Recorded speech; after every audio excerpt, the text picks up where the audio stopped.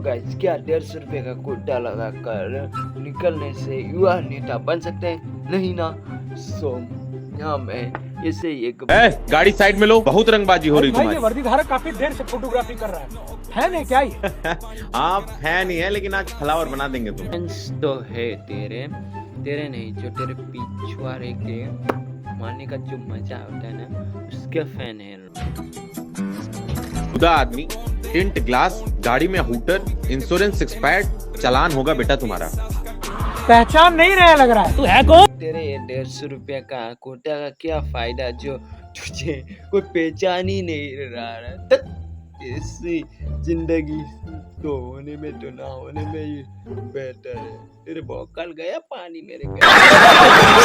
ऐसा काम मत करो कि दूसरों की गाड़ी का इंश्योरेंस चेक करते करते खुद अपनी बॉडी का इंश्योरेंस क्लेम करवा बैठो। समझ रहे हो कि नहीं? कंट्रोल रूम से बोल रहे हैं। नौकरों की तरह केवल नौकरी करो, जाने दो उनको। Sorry sir. ये बकता ये टेक्नोलॉजी कब से आई लगी हुए कॉल ना करे हुए हैं। सीधा कमिश्नर को पता चल चुका है कि युवा नेता को किसी ने बीच सड़क पर रोककर बेइज्जती कर। अरे ऐसी टेक्नोलॉजी कब से आने लगी? हमें भी बता, हमें भी लेना है टेक्नोलॉजी। क्या करूं, मुझे भी पुलिस पकड़ता है क्योंकि मैं 18 साल नहीं हुआ इसलिए होने वाला हूँ। जब पहुंच जाऊंगा ना तब आना पुलिस। तब ये टेक्नोलॉजी नहीं चाहिए, अभी के लिए टेक्नोलॉजी मुझे चाहिए भाई। जहाँ भी मिलेगा मुझे बता दे, मैं तुरंत खरीद लूंगा और सीधा मैं पीएम मोदी को कॉल कर दूंगा। गलती होगी, सॉरी सर। अपनी ड्यूटी कर रहे हो इसलिए इस बार छोड़ रहे हैं। रकम लिफाफा मेरी नौकरी चली जाएगी, please sir. Sorry sir, sorry. Tension मतलब पैसा नहीं। हाँ, सही बात बताया भाई ने कि उसके पास पैसा नहीं है।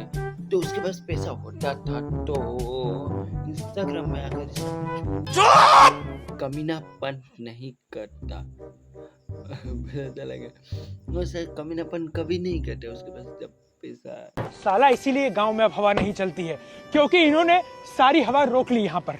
अब इसको कटवाकर जब जमीन में भस्म कराएंगे तब जाकर हमारा प्लेटलेट बढ़ेगा। आज ही आरए मशीन की व्यवस्था करवाओ, इसको आज ही कटवाना पड़ेगा। साला पढ़ाई करना क्यों जरूरी है बोलकर मुझे आज पता चला। इसी दिमाग में सोच नहीं आएगी। जब हम पढ़ाई करेंगे तब हमारे दिमाग में ऐसी सोच नहीं आएगी। मुझे प्लीज प्लीज यूपी सरकार से मेरी दिल से अनुरोध, आप कमेंट में अनुरोध करिए कि शिक्षा के बाद थोड़ा सा ज्यादा करिए, क्योंकि आने वाली पीढ़ी को ऐसी ख्याली पुलाव मतलब ऐसी दिमाग में सोच आना ना। अरे भैया जी, आपने तो सच में पवन चक्की खुलवा दिया। अरे तो तुमको मजाक लग रहा था क्या बे? ये लोग पवन चक्की के नाम पर जबरन हमारे गांव की हवा रोक लेंगे। हम रातों रात गए आरा मशीन लेकर, इसको कटवाए, पीछे वाले ट्रक पे लोड किए, पंखे को निकलवाए और अब इसको ले जा रहे हैं इस दुनिया का सबसे बड़ा खूंटा बनवाने। हाँ भाई, अभी उसी खंबे को लगाकर उसी में चिपक जाएगा और इंस्टाग्राम में ऐसी रील्स आने बंद हो जाए।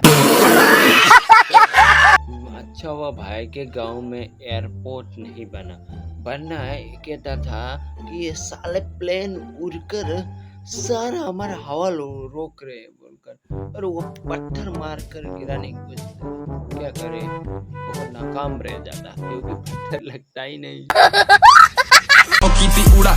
क्या भैया जी, 2 फॉर्च्यूनर लेने से अच्छा है पोर्शे या जी वैगन ले लिए होते। आखिर कब फॉर्च्यूनर का भूत उतरेगा? चोमू को न्यू कार लेने की खुशी में मैं शुद्ध हिंदी, प्योर हिंदी के साथ शुभकामना कहना चाहता हूँ।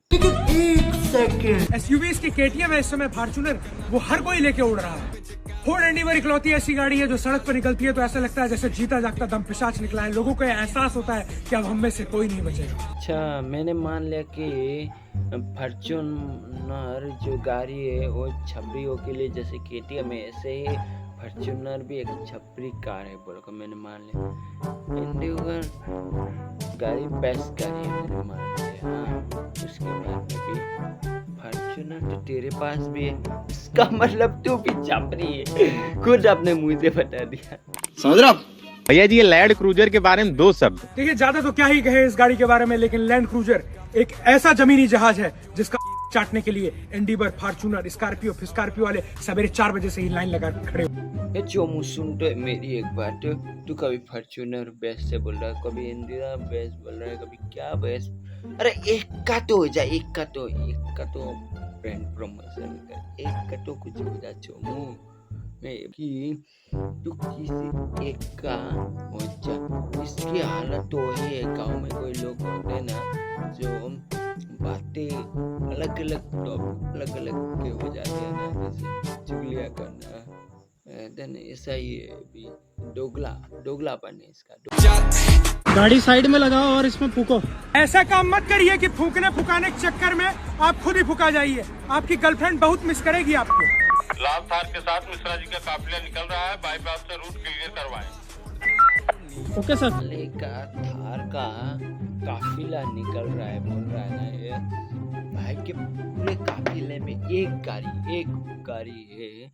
इसे तू काफिला मानता है तो मैं भी मान सकता हूँ कि पीछे मालिया चोर नहीं, उसने हमारा भला ही किया था। अमेरिका सिर्फ एक का होता है, किसी का मैं नहीं करता हूँ। और भारत विश्व गुरु बन चुका है। भारत का पैसा ऑल इंडिया और विश्व में चलता है बोलकर मैंने मान लिया।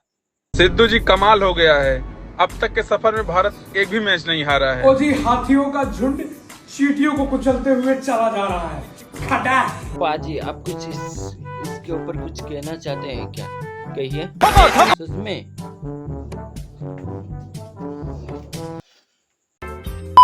बताइए मिश्रा जी, किस लिए बुलाए हैं? देखिए एसडीएम साहब, मैं मानता हूँ कि जमीन जंगल की है, लेकिन यदि मान लीजिए आप सब परिवार जंगल घूमने गए और वहाँ से लौटे ही नहीं, आपकी बॉडी मिली, इसीलिए मैं जंगल हटाकर वहाँ पर भव्य होटल का निर्माण कराना चाहता हूँ। आप चाहे जो कहें, ग्रीन जोन में होटल नहीं बन सकते। तो देखने के बाद इसके ऊपर मुझे रोज बनाने का मन ही नहीं कर रहा है, क्योंकि ना एक पॉलिटिशियन लग रहा है ना दूसरा एसटीएमएल क्या लग रहा है। और इन दोनों को देखकर ऐसा लगता है एक गली का कुत्ता भगाने वाला, दूसरा गटर साफ करने वाला लग रहा है।